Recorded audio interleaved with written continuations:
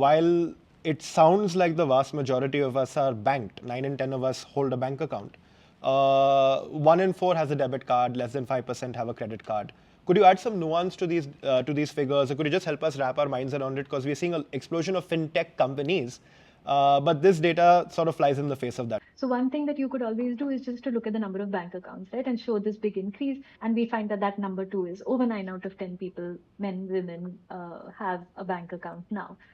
What we're also seeing is that ownership and usage of debit cards and credit cards remains pretty limited. So credit cards in number, debit cards are slightly larger in number, but we see a real stagnation in usage and transactions over time. Again, one of those things that you can picture. I think the last time any of us went to an ATM, for example, is really hard to remember. We do see how much that has stagnated, and we see this absolutely massive increase in the usage of UPI that we very much see in the data. Given that it is tied to a bank account, if that is an indicator that counts as usage of a bank account, we imagine that that indicator has risen substantially as well. But there are some trends that we've seen over time that we feel that we should be keeping a close eye on. So we do see gender gaps in usage. We've always seen a gender gap in access to bank accounts, and we continue to see a gender gap in things like usage and ownership of credit cards, etc. We don't have good data on gender-wise usage of UPI, for example. But that's something to certainly keep an eye out for as well. For example, this is 2021 data when 7% of men had reported owning a credit card, while it was 2% for women. And with a debit card, it was 35% for men and 19% for women. So really substantial differences.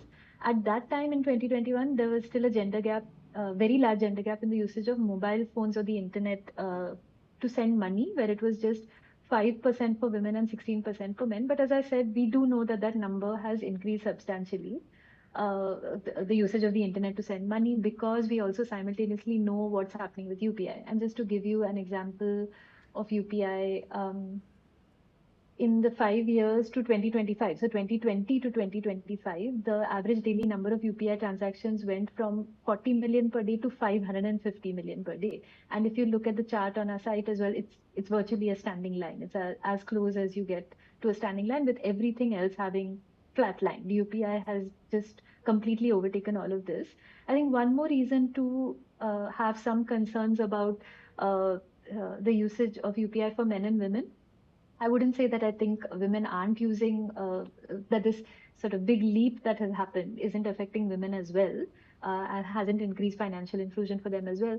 But we do also see a baseline difference in access to phones and the internet for men and women.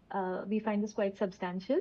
And given that, we know that women are using phones, but many of them are using shared phones. It's a really substantial number, in fact. And I think it's even the mobile phone one is something that we see that the gap is narrowing, but there's still something to, it's still worth thinking about that as of 2023, for example, 52, so more than half of women used shared phones, of adult women were using shared phones, and just 1/4, just 27% used their phone exclusively, and 21% were not using phones. These were adult women, of whom 1/5 as of 2023 in India were not using phones. They tend to be older, but it's a big difference between men and women, because the corresponding number for men was just 9%. Just 9% of men reported not using phones.